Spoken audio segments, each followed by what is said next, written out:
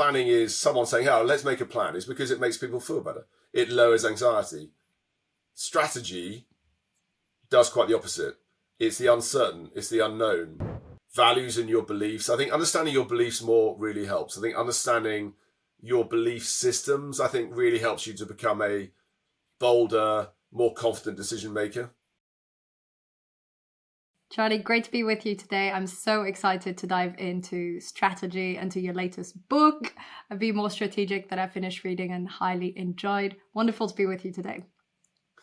Thank you, Katie. It's great to be here. I finished reading your book yesterday, as I mentioned, and it's Be More Strategic. And really the first question I think most people have is, what does it mean to be strategic? Well, thank you, Katie. Yeah, I was going to say you've managed to read the book in just a few days. To be strategic is to be more aware. I think in many ways is to be more present. It's a lot more than doing strategy. As someone who comes from a world of I was a strategy consultant originally, and I still am to a degree, an advisor, but I've also qualified as a coach. I do a lot of upskilling. I often say the way I sort of see this, in answer to your question, is there's a sort of doing strategy. There's a bit around like, how do we do this? More sort of maybe the classic MBA sort of thing. And I might do that with clients, and I may help them to also do it themselves, right? Sort of, to teach to fish sort of idea. And then you sort of realize that actually you also need to be not only able to create strategy, different to planning, we'll probably come on to that. You also need to obviously be able to communicate it well. And be like, oh yeah, that's often where the problem lies. That's often where the gap is. But of course, you also need to be able to execute it well. You need to be able to close the gap between strategy and execution. So there are already a sort of three elements that someone who is versed in this need to be able to be comfortable and competent with.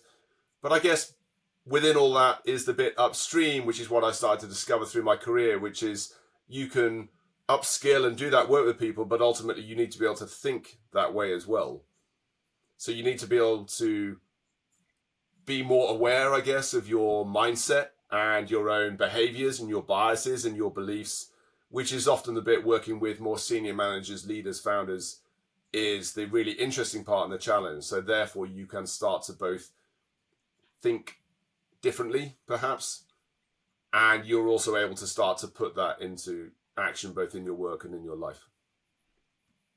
Yes, and I was thinking, okay, so there's the part about being aware and being more conscious of your own patterns, but there's also a sort of clarity around the outline on how you achieve that vision. Because as we spoke a bit off air, I have a challenge to go from that clarity of vision to the execution. I feel it's that piece in between. So how can people improve that? If there's a visionary listening to this who had a really clear vision, and they're also good at maybe doing things and putting into practice, but they're not sure how to turn that vision into a reality, how can they get better at that strategic element? Yeah, I think I would say, just working with a lot of different people, I think people who are quite naturally visionary, as you describe it, I think actually they're in a minority anyway. I think some people, that's quite an unusual trait, natural trait, I think, in some people. I think actually there are many people who they live and work in a much more day-to-day doing, reacting mindset. I would argue. I don't have statistics about that, but working with thousands of people, I think that tends to be a pattern.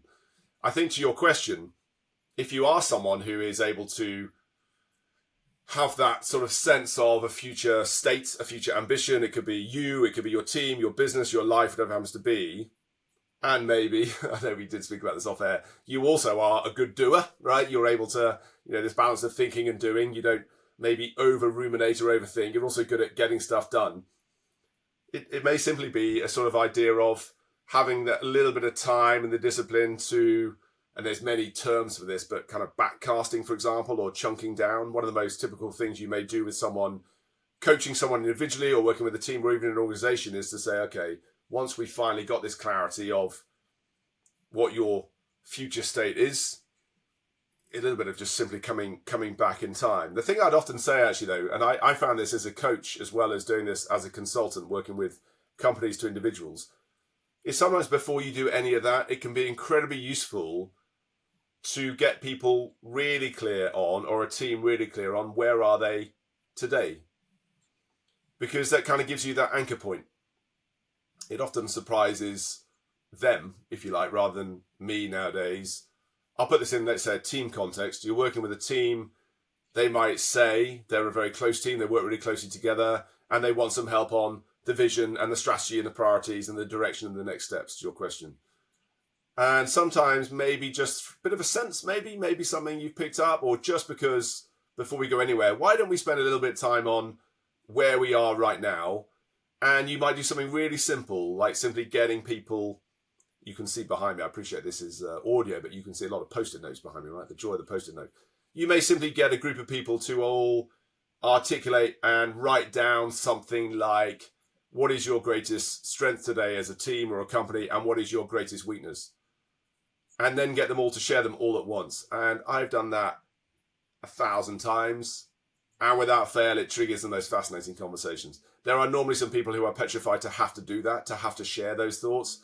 So there's a bit of navigating that. But actually, just by making people all listen to each other and hear different perceptions about where we are, what assumptions we're making, that kind of clarity of where we are today, I think then to your question, then when you start to work on where we want to be, and we've done some work on our options of where we want to be, and you finally get the clarity on actually where we want to be and by when, that work of then tracking back or chunking down from future state back in time often is a pretty quick process.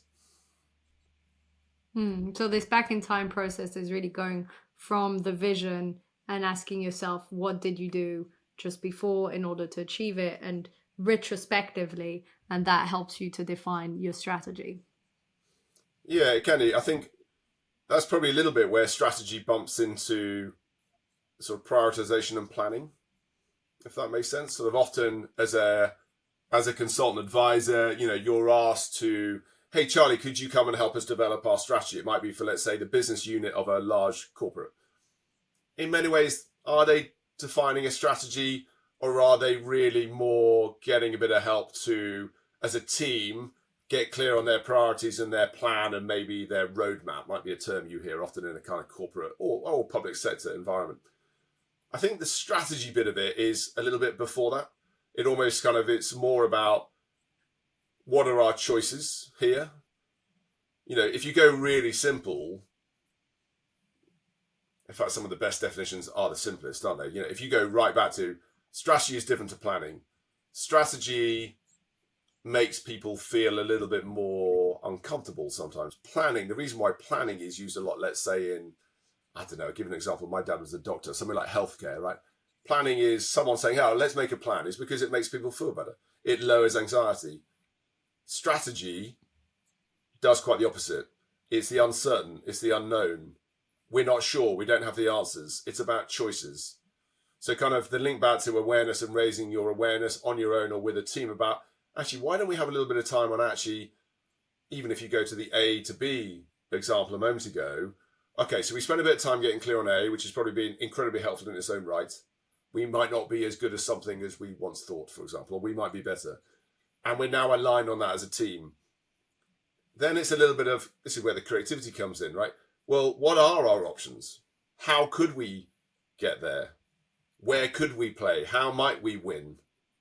And you allow that space and time for all of those options to come out on the table. So they get kind of equal airtime. And then by simply being more aware of what our choices and our options are, we can then start to rule things out, and we can rule things in, and we can be a lot more intentional about the things we're choosing to do, where we're going to put our time, where we're going to put our energy, where we're going to put in resources, in order that that ambition, that vision, to use your word, suddenly doesn't seem quite so pipe dream. It suddenly starts to feel really very achievable. And to your previous question, suddenly it's like, okay, now I'm starting to get a sense, whether I'm running a company or it's in my personal life, I suddenly start to go, right, now I have that clarity. I've ruled things out. I have a much better sense tomorrow. What is the first thing I need to do when I wake up?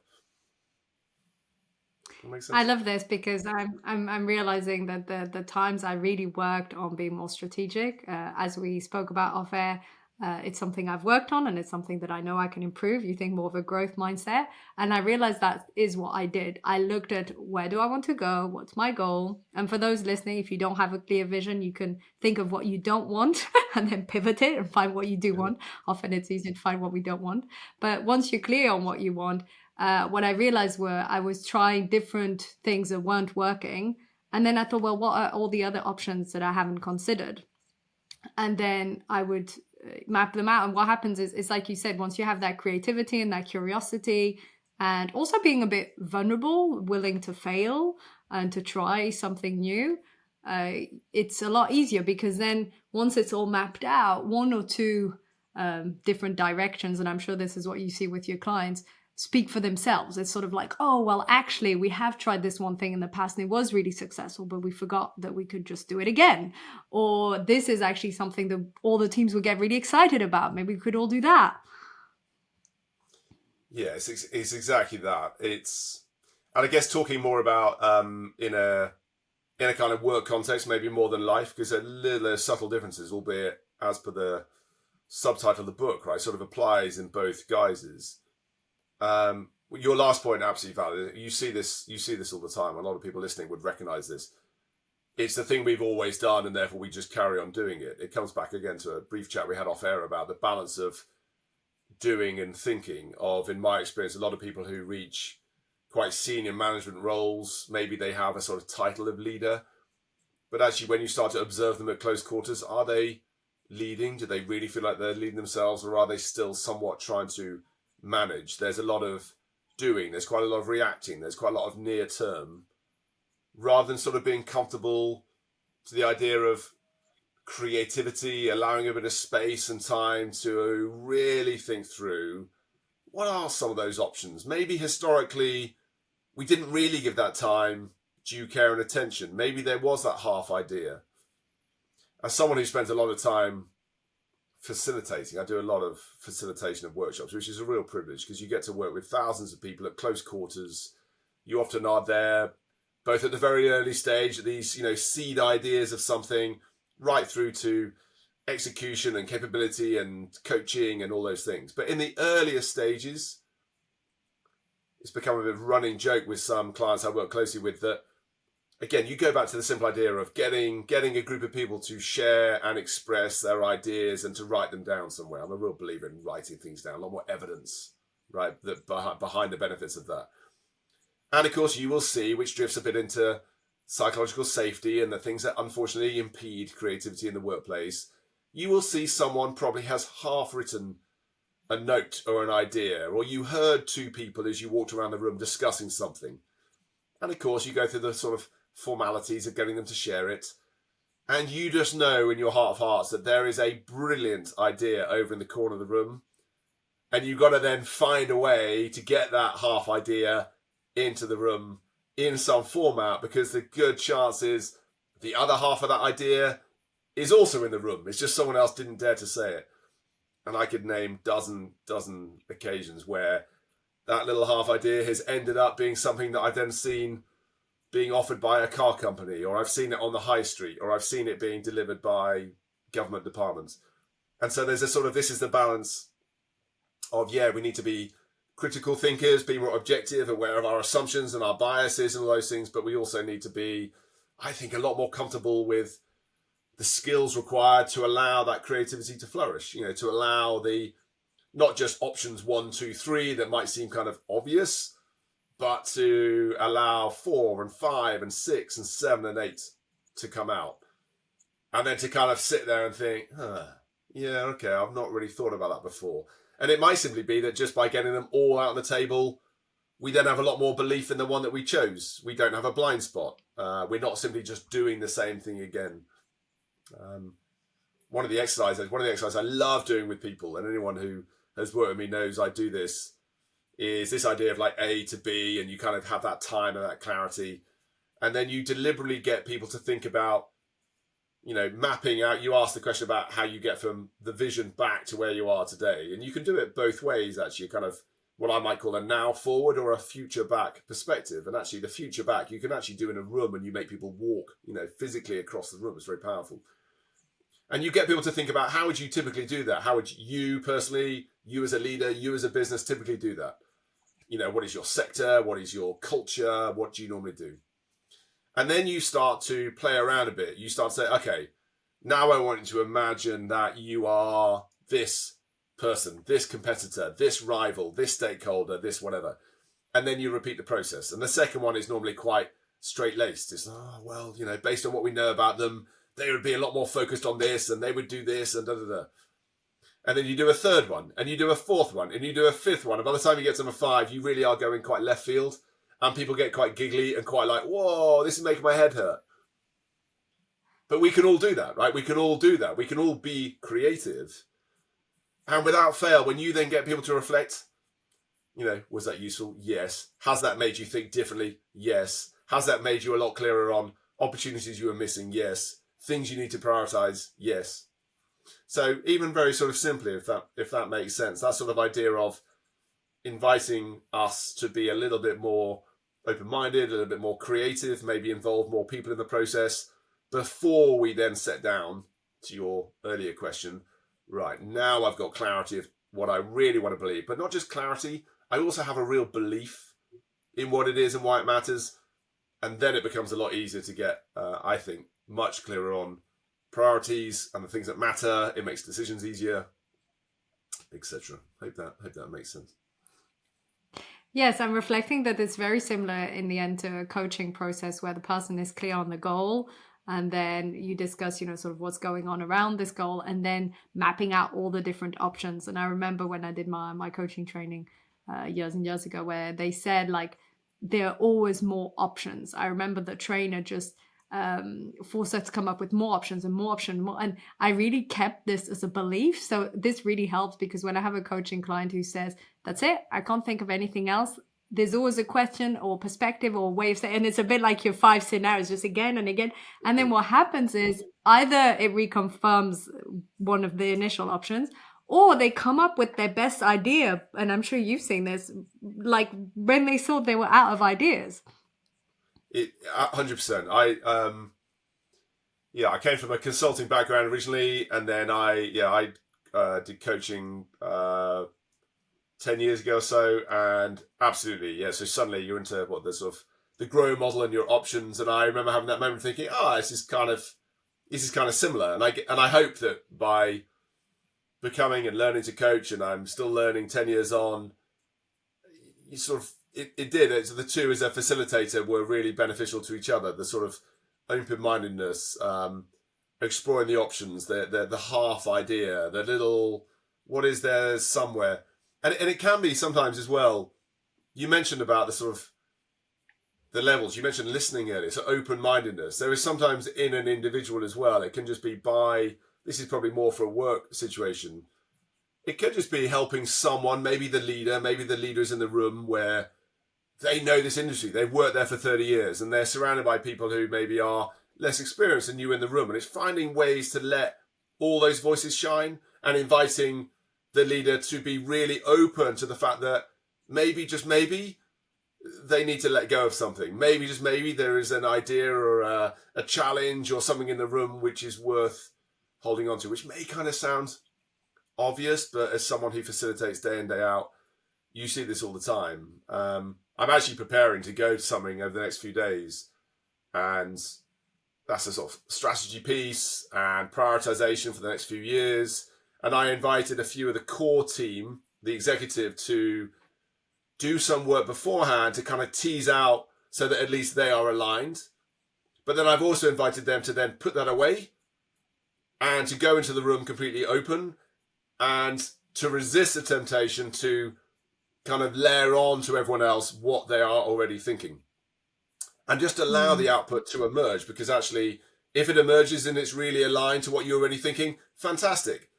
If what emerged over the next few days is completely different to what you were thinking, also fantastic. Because when it comes to prioritization and belief and clarity and execution, both are mutually helpful. My job, of course, within that is to get us to a good outcome. But it's interesting sometimes, that feeling of, I think especially in leadership spaces, of feeling things like, I need to be right. If someone turns to me, I need to know the answer. I'm a real believer with the sort of strategy space.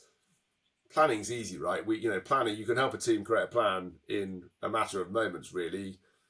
Helping them to do this earlier bit, the strategic bit, it's very human, right? It's a very human thing. You're balancing how well are we really listening to each other, preconceptions we have of each other and the space we're in. Emotions, of course, we've not mentioned emotions playing out. Someone's fears about what if we're seen to take a risk and it backfires. It's a little bit like you said, Katie. You're very self-aware. Your own awareness of, you're very good at this and very good at that, but less so that. Well, fantastic. In a team environment, that'd be wonderful.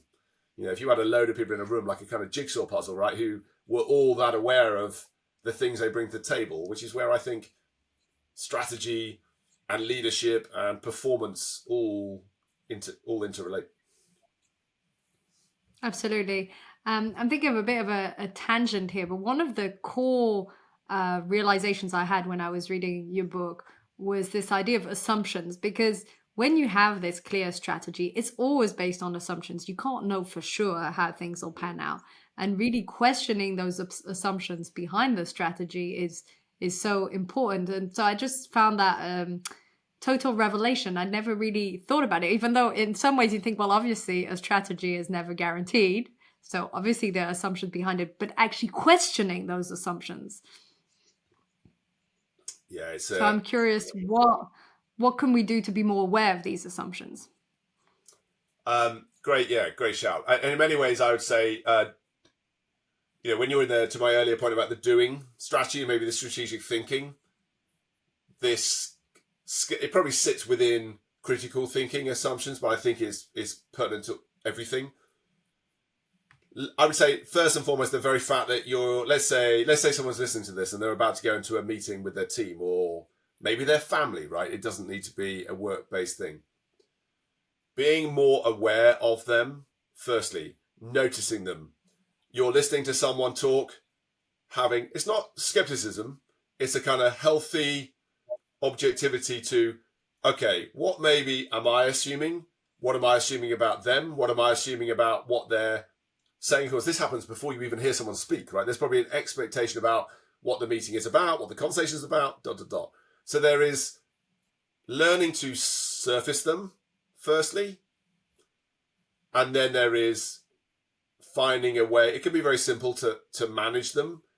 In a lot of projects I work on, let's say we're starting from scratch, one of the very first things, funny you say this, actually, one of the very first things you would do in the process would be, what are we assuming before you go in? You kind of allow a little bit of space. And normally that's very good for team dynamics and trust and things like that. So the assumptions start to come out. And then as you proceed and you're getting things like options on the table and choices and insights and decisions, you keep your assumptions kind of log going. You start to kind of track them. And then over time, as you get into execution, because we want to also, do as well as think, we go, okay, well, we are going to make a choice. We're going to make a decision and we're going to agree a set of actions and investments where it happens to be. And alongside that, we're going to write the assumptions down. And we're going to write alongside the assumption, not only the date, but we're going to write down what evidence we have that underpins it. And if you want to be really good at this, what evidence we maybe have which is counter to that. So we also knew that something wasn't true or we had a blind spot, but we got to make a decision. So we're going to all agree we're going to decide anyway and take an action. And then a week later, 2 weeks later, a month later, we are going to, hopefully putting our emotions maybe to one side, we're going to look back again and we're going to check in. We're going to say, right, what's happened? What have we achieved? What have we progressed? What worked well? What worked less well? ... But we're also going to look at how our assumptions may have changed. Is that assumption still valid? Has that assumption been proven? Has it been falsified? Is it just the same? And so actually assumptions, I think, plays a really, really critical role to not so much strategy creation, but I think strategy execution. And the typical pain point for a lot of people, of course, is closing the gap between strategy and execution. There's many a quote about that. And I actually think the skill set of both the individuals and the team to learn to surface them and to notice them and then to track them over time is an absolute winner for making strategy not be a load of things that look pretty on a PowerPoint chart, but they actually are the things you end up seeing out in the real world. Absolutely. And this makes me think of what you said around decision making, because here we've got the assumptions, and at one point you need to make decisions on which strategy to go with, for example, when you have different strategies and perspectives. And I know that you mentioned there's a core part of the book that's around decision making. And this is something that I feel some leaders are either too fast at making those decisions, or they might be the opposite, the analysis paralysis. So how can people and leaders in particular develop a healthy way of making decisions? Yeah, great. I know we also spoke off air about this, so I probably shouldn't talk about that in detail. I think it's a great. I love this. The subject of decision making is a wonderful subject, because ultimately, as you say, it's not a theoretical exercise. We need this time as leaders, managers in our own lives to get things on the table, and then we need to make some choices. We need to get something done. I think being sort of high level, the pattern I would see as a coach doing what I do, I know you're in a similar boat to me, is most of our decision-making traits, the barriers that get in the way, are fear-based. Okay, most people would admit to procrastinating, right? Most people would admit in some way, myself included, to there are moments where we procrastinate. There are things that we delay.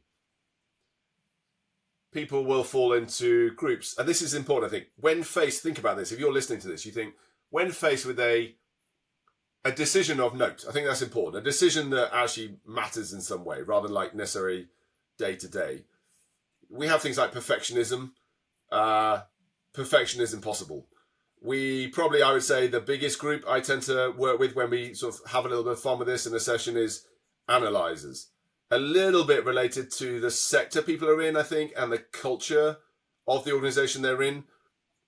So let me just go to analyzing. Analyzing is normally a case of, again, it's fear related. I don't know enough information. I am hesitant to make a decision based on what I have for fear of judgment, let's say. So even though I know I have the accountability and I'm allowed to sign something off that's, of this figure, of this amount, I'm allowed to make that recruitment. My boss is away. I better just wait. I better just wait until they're back. I better get a little bit more information.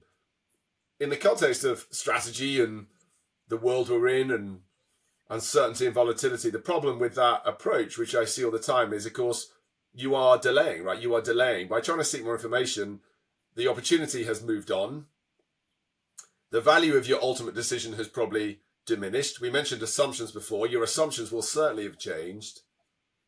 So what have you really gained? To your question about advice, it depends, right? There's quite a lot in the book on this. A couple of things, I guess. Self-awareness helps enormously, because I think by being more self-aware, by understanding your values and your beliefs, I think understanding your beliefs more really helps. I think understanding your belief systems, I think, really helps you to become a bolder, more confident decision maker. Chunking things down, actually, I think really helps. Actually, there's an expression that comes from the financial markets about buy an option. If a decision is just too big or it's too uncertain, we don't know, Charlie. There's just too much. We're too clouded in fog. Well, rather than taking the decision that's the whole thing, how might you chunk that life or career change decision down in something that's a lot more palatable? So we talk about buy an option. By buying an option, we learn something. The bigger decision has had a little piece of it taken away, and now the subsequent decision, we are more informed, but it's also not quite so consequential. I think the other thing I see is people sometimes socialize decisions too much, probably in a workplace. I think it's quite healthy to have some people, a few peers, maybe a few allies who you share something with. Don't go too wide. I think the danger is what happens is people, they sort of, in the process of socializing, what they're sometimes are doing is they're actually giving away ownership of the decision. So what then happens is, let's say they do end up collectively kind of making a decision and it comes good, let's say. They don't really get the benefit of the fact that it came good. And I'm not talking here as kind of how it might be viewed by others, but actually more that sense of ownership of something and the confidence that comes with it. So I think it's probably about recognizing your own type, knowing your own patterns. Do you have a tendency to be a bit of a perfectionist, a bit of an analyzer? Are you a bit of a complexifier? We all know, probably there's people listening who know that is them. I was with someone the other day who eventually admitted in a session that it was a man, he knew himself. Every time we attempted to keep it simpler, good trait of a strategist, his tendency was, I'm going to make it more complex. Why? Actually, grand scheme of things, I'm jumping here to kind of the conclusion, but why eventually he sort of admitted, it's a fear thing again, right? He sort of is making it more complex because that way he delays the decision ultimately being taken.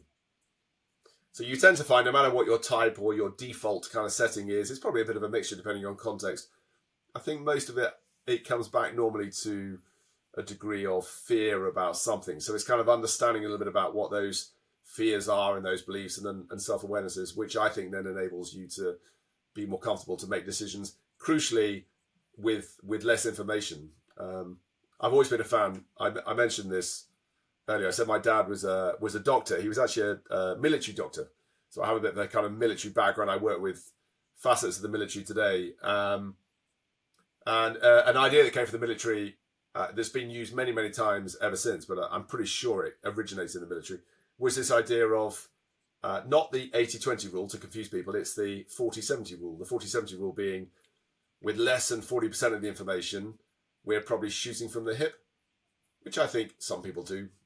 Maybe you say yourself, Katie, you're very good at kind of getting into action and doing, and that can be true. We may not think enough about the consequence, possibly. Katie's smiling at me for those who can't see, which is also true, and that's that probably is a minority.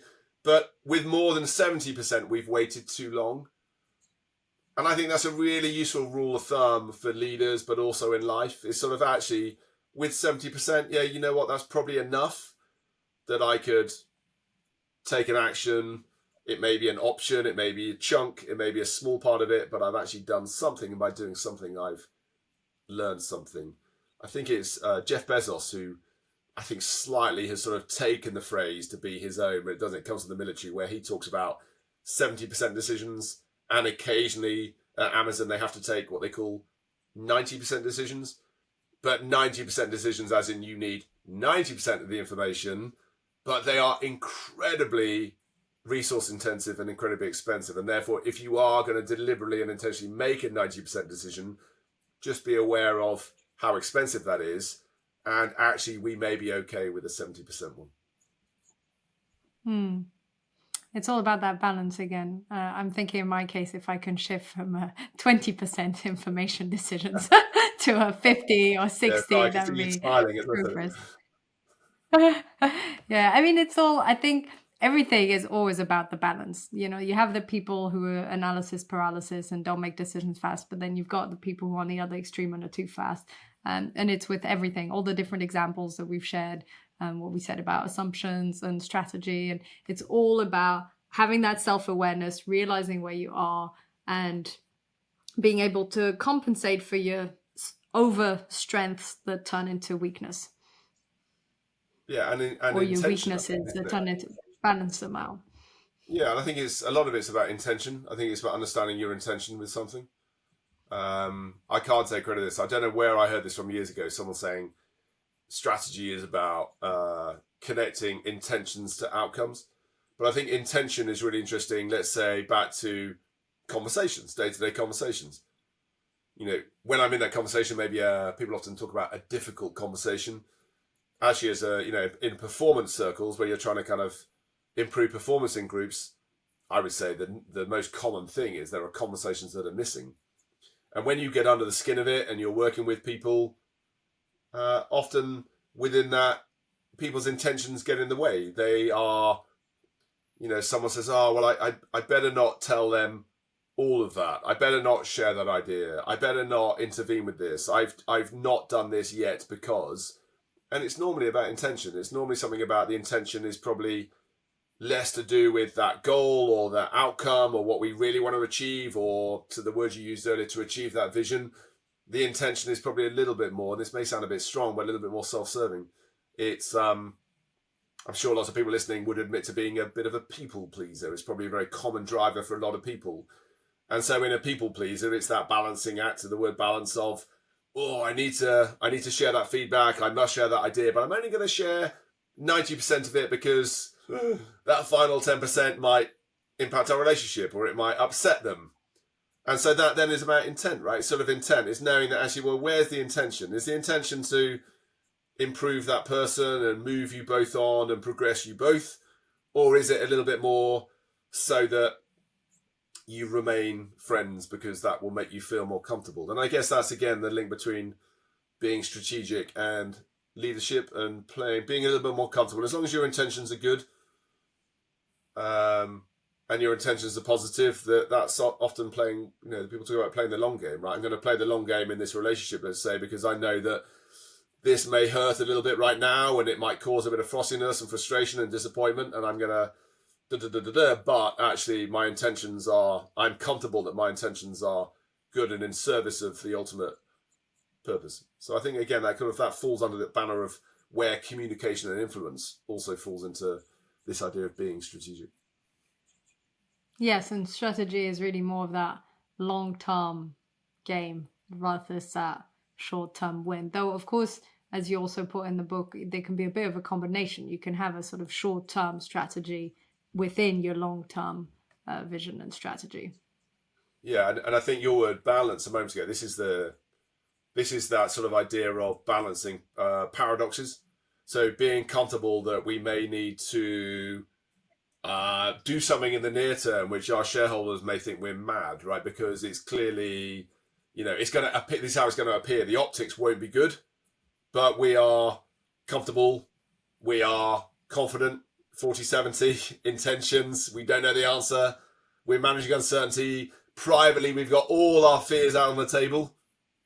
But then when we go outwardly, we go out to our teams, we go out to market, we're playing a 3 to 5 year game. We know what we're trying to do. I mean, if you look at some of the bigger organizations around the world, you're sort of, you can see a load of Lego behind me, but actually Lego is an organization, or a Microsoft or a Novo Nordisk or Nintendo, I think, is always a great example.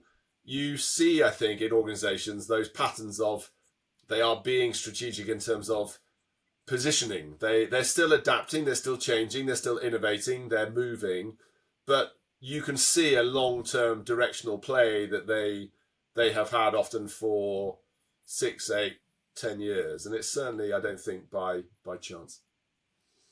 We're already approaching the last few minutes. I'm thinking if someone's listening and they want to learn how to be more strategic, obviously we recommend the book. I recommend it. I've read it. And what would you say is, how could you give them hope if they're listening and they think, I'm just really not a strategic type person and maybe have a bit of a fixed mindset on it and I don't think I can learn it? What would you tell them? Great question. I think anyone can learn it. I really do. I think it is learnable. The reason I wrote the book is to try to make it accessible. We live in a world a little bit where even the word strategy is a little bit still sadly stuck in a world of top of businesses and MBAs and those sort of things. So I think it is learnable. It's accessible. Slightly different thing, I think, maybe to a lot of what we've even spoken about today, listening, creation, fear, decision making. I would invite people to pick up on 1 or 2 themes of maybe something you and I have spoken about, Katie, and think, what do I notice? Right, awareness. Go back to awareness. What do I notice?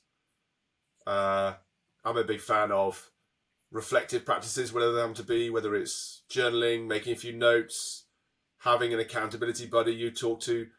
I do think it's an awareness thing. It's starting to be, firstly, what do I notice? And just taking that little moment to slow down and to think, what have I noticed? What did I notice about today? How were my decisions today? Where are my intentions today? Whatever, that sort of thing. And then I think just by doing that over a period of time, even a week or 2, I think you do raise your awareness. And in raising your awareness, I think you simply allow yourself more choice. And with more choice, I think you can have more impact. Absolutely. Thank you so much, Charlie. This has been fantastic. And thank you for being on the show.